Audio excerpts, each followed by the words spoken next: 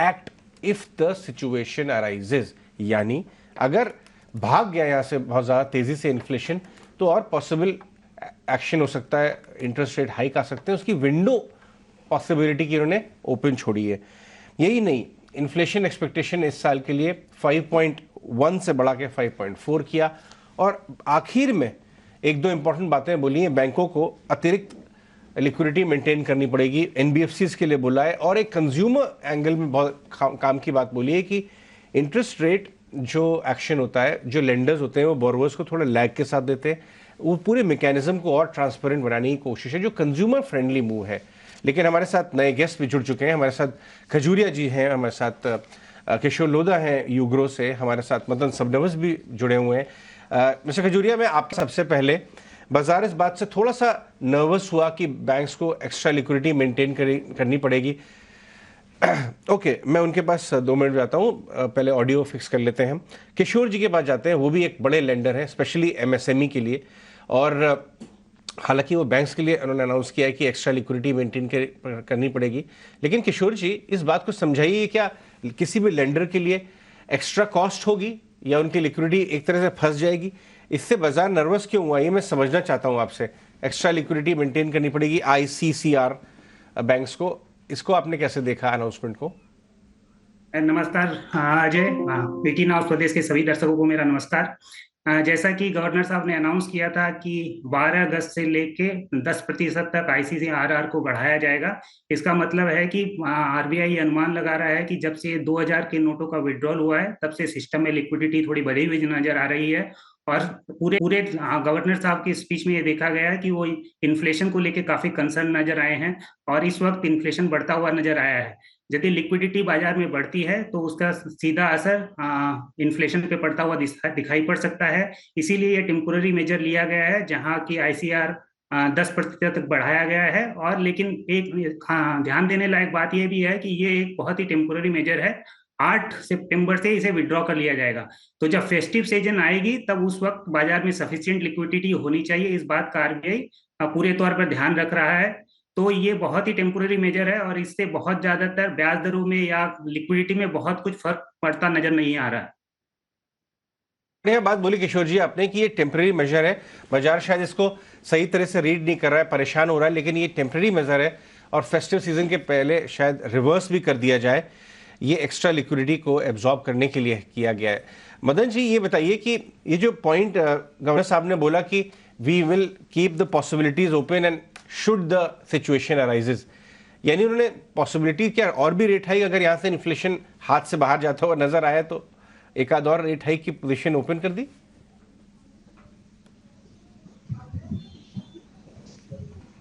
मदन जी, कृपया करके अपने आप को अनम्यूट करें।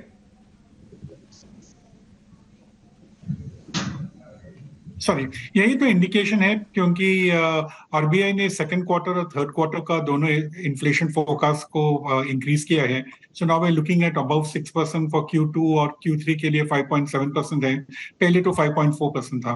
तो इसका ये मतलब है कि, और ये भी एज्यूम कर रहे हैं कि ये नॉर्मल मॉनसून है।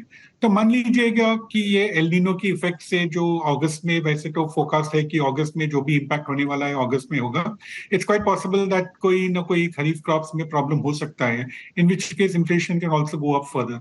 तो इसी का बफर करने के लिए आरबीआई गवर्नर साहब ने ये बोला है कि अगर in case we reach a situation में inflation number goes higher then what they have projected, वो पॉसिबिलिटी भी हो सकता है। क्योंकि अगर हम आज के तारीख में जैसे हम बात कर रहे हैं, we are talking in terms of when will the rates be cut. अभी तो एक और क्वेश्चन तो लगाना पड़ेगा कि will the interest rate, will the repo rate ever be increased also during the course of the year. जैसे कि पहले हमारा ये एक्सपेक्टेशन था कि अर्लीस्ट जब रेट कट हो सकता है वो फरवरी पॉलिसी में होगा। अभी हम उसको चेंज करेंगे कि it can happen only in the next financial year. और बीच में ये पॉसिबिलिटी भी है कि अगर इन्फ्लेशन आरबीआई के एस्टिमेट से ज्यादा होता है, then there will be a possibility also for rate hike. तो उसी का विंडोज ओपन किया है आरबीआई गवर्नर। Okay, alright. तो आगे की विंडो तो ओपन होती दिख रही है बिल्कुल। अवनीश, आपसे भी एक टेक लेना चाहेंगे। इनफैक्ट यही सेम क्वेश्चन, आपका रिएक्शन क्या होगा? क्योंकि ऑफकोर्स जो इन्फ्लेशन का एस्टिमेशन बढ़ा है तो यानी विंडो तो ओपन हुई है, आगे पॉसिबिलिटी भी हो सकती है। आप कैसा दिख रहे हैं? गवर्नर साहब ने सीधा काफी ठीक से बोला है कि ये इन्फ्लेशन टेम्परेरी है और ये फूड प्राइसेस से ड्रिवन है। तो जनरली आरबीआई और एनी सेंट्रल बैंक ना फूड प्राइसेस पे कभी रिएक्ट नहीं करते हैं unless they see seepage into the core prices. उन्होंने ऑल्सो ये भी बताया कि कोर प्राइसेस 100 बेसिस से नीचे आए हैं फ्रॉम द हाईएस्ट लेवल। तो वो उन्होंने थोड़ा सा डविश टोन डाला है उधर भी, बट ओवरऑल तो मदन ने ठीक ही बोला है कि अभी जो रेट कट का एक्सपेक्टेशन है वो आई थिंक FY25 में कभी होगा, बिकॉज अभी आरबीआई ने जो FY25 के फर्स्ट क्वार्टर का एस्टिमेशन दिया है इन्फ्लेशन का वो भी 5.4% दिया है, which is well above 4% target. और उन्होंने कई बार रिट्रीट किया है कि 4% का टारगेट हमारे को अचीव करना है।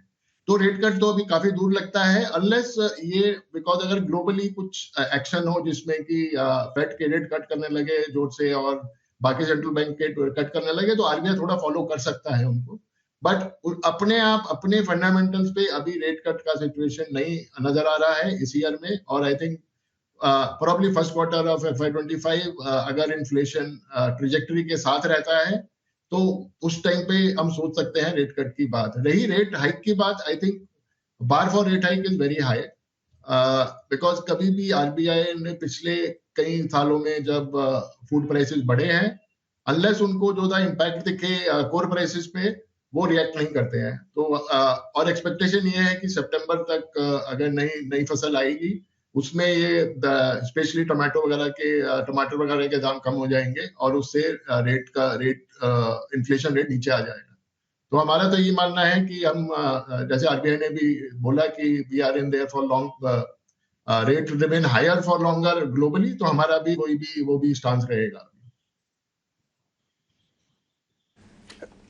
राइट मुझे एक और बात पे थोड़ा सा समझना है मदन जी से। मदन जी ये बताइए कि हालांकि अभी ये बात लग रही है कि ये टेम्परेरी मेजर है, अभी ये भी लग रहा है कि जो इन्फ्लेशन एक्सपेक्टेशंस को बहुत छोटी छोटी दरों से बढ़ाया गया है वो भी टेम्परेरी है, लेकिन जो बात बताई गवर्नर साहब ने कि जो फूड इन्फ्लेशन है वो सिर्फ एक डोमेस्टिक फिनोमेना नहीं है, विदेशों में भी बहुत सारे आर्टिकल्स फूड आर्टिकल के दाम बढ़ते हुए नजर आ रहे हैं।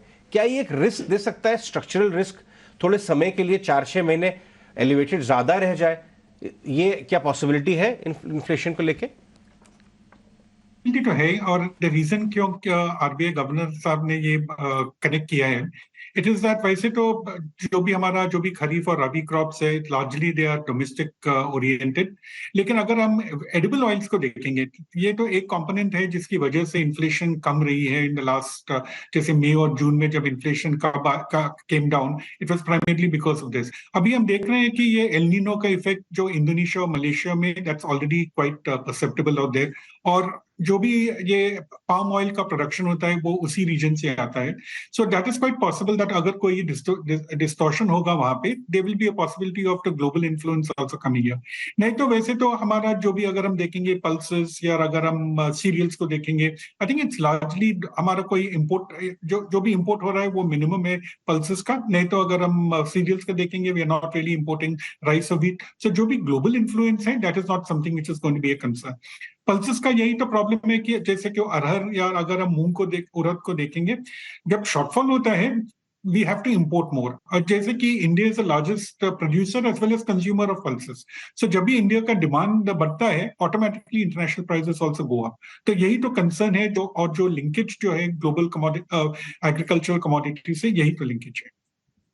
Okay but right that's right mister Madan, लेकिन कुछ बड़ी फर्म्स ये भी एस्टिमेशन लगा रही है कि भले ही अभी आप इन्फ्लेशन जो है वो एक हायर लेवल्स पर दिख रहा है बट ये शायद मॉडरेट भी हो second half of this year, और अगर ये ट्रांजिट है टेम्पररी है तो क्या सेकेंड हाफ तक थोड़ा रिलीफ दिख सकता है सीपीआई और फूड इन्फ्लेशन में?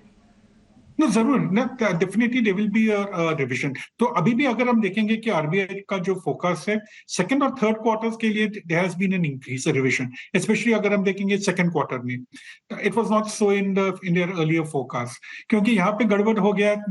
किसी का भी एक्सपेक्टेशन ये नहीं था कि वेजिटेबल्स का प्राइस जो है जिस प्रकार से वे इंक्रीज हुआ है, that was not something which was expected. तो यही तो हो सकता है अगर हम थर्ड क्वार्टर तो देखेंगे, in the third quarter is when we have the kharif harvest coming in, सितंबर एंड से नवंबर तक ये हार्वेस्ट आता है। So they could be distortions जो हम बोल रहे थे पल्सेस में, या to a certain extent rice में भी हो सकता है, चावल में भी हो सकता है, but I think pulses is a major concern. इसकी वजह से वो जो भी फोरकास्ट बढ़ाया गया है 5.4 से 5.7%, I think that is the main reason why the RBI has done that. Right Kishore ji, दूसरी बात देखिए, आप जो है एक बड़ी लोन बुक चलाते हैं एमएसएमई बोरोवर की तरफ। ये जो खास तौर पे गवर्नर साहब ने कुछ बातें बताई हैं कि कंजम्पशन अर्बन और रूरल दोनों साइड में पिकअप होता हुआ नजर आ रहा है, कैपेक्स साइकिल के बारे में बात की है। आपकी लोन बुक तो काफी ज्यादा एमएसएमई में, इंफ्रास्ट्रक्चर, मैन्युफैक्चरिंग उस साइड पे भी है। कुछ हमें थोड़ा सा ऑन ग्राउंड चीजें बताएं, क्योंकि उन्होंने ग्रोथ के एस्टिमेट्स को बदला नहीं है, यानी अंडरलाइन मामला उतना खराब नहीं है इकोनॉमी का जितना कुछ लोगों को डर लग रहा है। अजय, यदि व्यापक तौर पे देखेंगे इस वक्त तो ज्यादातर विश्व की बड़ी अर्थव्यवस्थाएं लगभग जीरो ग्रोथ रेट से गुजर रही हैं। कुछ देशों में बड़ी अर्थव्यवस्थाओं में रिसेशन का डर भी सता रहा है। लेकिन यदि भारत की अर्थव्यवस्था को देखेंगे, जबकि हम 5वीं सबसे बड़ी अर्थव्यवस्था है, उसके बाद भी हम इस साल 6.5% की विकास दर की उम्मीद कर रहे हैं। तो यदि 6.5% की विकास दर होती है और यदि इन्फ्लेशन 5% के आसपास रहता है, तो नॉमिनल जीडीपी का ग्रोथ 12-13% होगा ही होगा। और यदि रियल जीडीपी का ग्रोथ, नॉमिनल जीडीपी का ग्रोथ 12-13% होता है, तो उस केस में जो एमएसएमई सेक्टर है, जो कि इंडिया का जीडीपी का लगभग करीबन 32-33% कंट्रीब्यूट करता है, उसमें ग्रोथ आनी ही आनी है। तो उस क्षेत्र में जो हमें ग्राउंड से फीडबैक मिल रही है, वहां किसी तरह का कोई संकोच, कोई तरह की असमंजस की स्थिति नहीं बनी हुई है। लोग काफी बुलिश हैं, खासकर जो कि भारत की कंजम्पशन के साथ जुड़ी हुई जो क्षेत्र हैं, वहां पर काफी उत्साह दिखाई पड़ रहा है। और इस वक्त कोई भी तरह का उनके मन में असमंजस नहीं है कि वहां ग्रोथ कम हो जाएगी या डिमांड कम हो जाएगी। इस तरह का कोई अंदेशा इस वक्त दिखाई नहीं पड़ रहा। राइट मदन जी, एक बात बताइए कि डिमांड के बारे में मैं जानना चाहता हूं। जितना डिमांड डिस्ट्रक्शन रेट के बढ़ने से होना था, जो हम नंबर देख रहे हैं, चाहे हम ऑटो सेल्स के नंबर देखें, हम ट्रैक्टर सेल्स के नंबर्स देखें, हम ये रियल एस्टेट वॉल्यूम ग्रोथ आजकल जो आ रहे हैं सारे रिजल्ट्स कंपनियों के, उनको देखें, वहां तो कोई मेजर स्लो डाउन दिख नहीं रहा है। आपको लगता है कि जो कंजम्पशन है देश में वो बॉटम हो चुका है और अब जो फेस्टिव सीजन आएगा वहां से चीजें बेहतर ही होंगी? अगर हम ये डिमांड डिस्ट्रक्शन के बात में अगर हम करेंगे, आई थिंक जब आरबीआई ने रिपो रेट को 4% तक ले गया था, that was under unusual circumstances. Historically अगर हम देखेंगे, रिपो रेट का एवरेज करीब 6% तक रहता है, एंड गिव और take may be half 75 basis points on both sides. तो जो करेक्शन जो आरबीआई ने किया है, I think that is not really impacted the overall pattern of demand in the economy. और अभी भी अगर हम देखेंगे, so that's the reason why Indian economy का ग्रोथ अगर आप आज देखेंगे, अभी भी 6.5-7% जो भी एस्टिमेट्स है, बिटवीन 6 to 7% जो एस्टिमेट्स है growth, not just for this year but also for the coming years. So जो भी हमने रिपो रेट हाइक्स देखा है, I would consider it to be more a case of correction, bringing it back to normal. और अब से अगर आगे जाएंगे, I think जो भी reductions भी होगा, it will come only to 6%. तो keeping this in mind, I think जो आप बता रहे कि अगर bottom out हुआ है, yes, to very large extent bottoming out हो गया है, और जो भी pent up demand है जिसकी वजह से growth हुआ है दोनों सर्विसेज और मैन्युफैक्चरिंग में पिछले साल में, I think that part has also been exhausted. और अभी आज से जो देखेंगे, I think it will be a case of fresh growth which is being generated on account of inherent conditions in the economy. इसलिए हम काफी पॉजिटिव रह सकते हैं जैसे कि ग्रोथ के बारे में।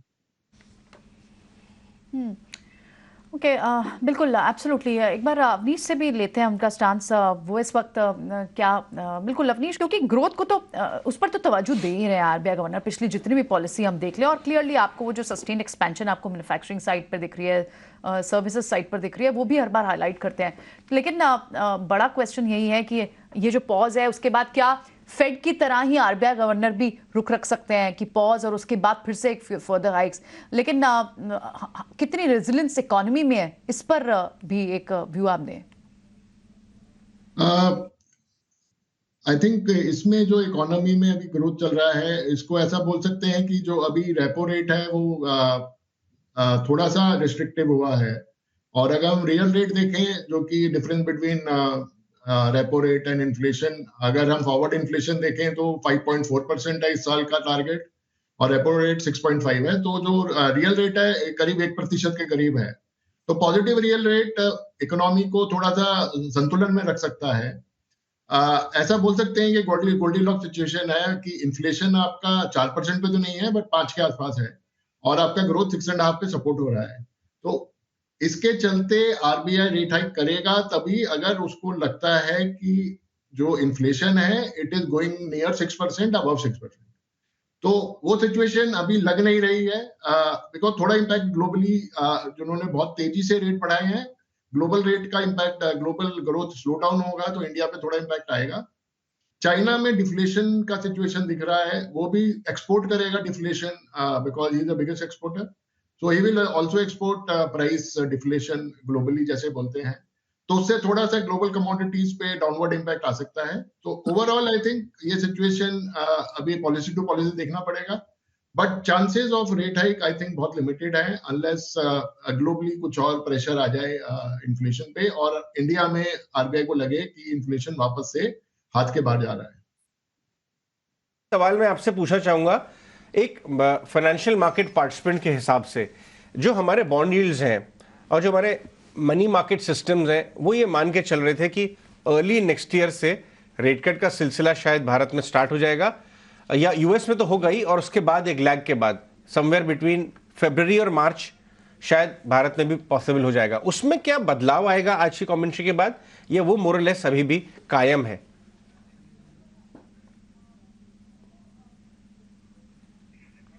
Madan?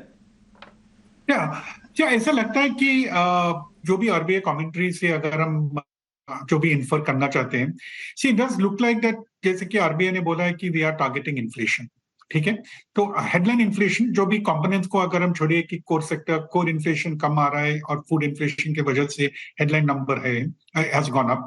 So that is the theory which is going to continue right up till the end of this financial year.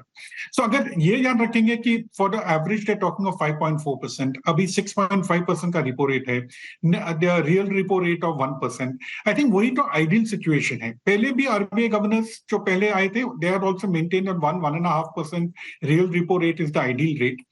तो ये याद रखते हैं, it looks like that at this point of time there may not really be a case for cutting the repo rate before the end of March. अगर OIS 1 year forward भी देखेंगे, अभी मुझे मालूम नहीं जैसे हम बात कर रहे हैं, लेकिन कल तक अगर हम देखेंगे it was closer to 6.75, तो ये एक्सपेक्टेशन भी था कि probably there could be a rate hike happening. So under these conditions मेरे ख्याल में there will not be a case of lowering of repo rate in this current financial year. और जो पॉसिबिलिटी हम बोल रहे हैं कि whether they will be increasing it, वो हो सकता है अगर if something goes terribly wrong with the inflation forecast, और अगर हम देखेंगे कि inflation goes beyond 6%, क्योंकि अभी हम खाली खरीफ क्रॉप के बारे में बात कर रहे हैं, अगर रबी में भी कुछ प्रॉब्लम होता है, and we have seen it 2 साल में गेहूं के क्रॉप में भी हमें प्रॉब्लम हुआ था, lower production in 22 as well as in 23. So अगर ये repetition होगा next year, then definitely there will be a case for increasing the rate too.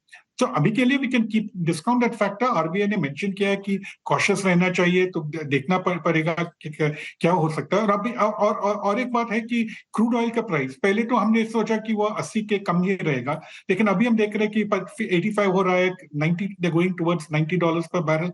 एक बात तो है कि इलेक्शन ईयर में it looks unlikely that the government is going to increase the fuel prices, लेकिन हो सकता है अगर क्रूड ऑयल का प्राइस फिर से 100 के ऊपर जाएगा, that's another risk factor which is there. So keeping all these factors in mind, to my mind, they will not probably be lowering the interest rate, the repo rate in the current financial year. और सबसे early जो हो सकता है वो हो सकता है अप्रैल।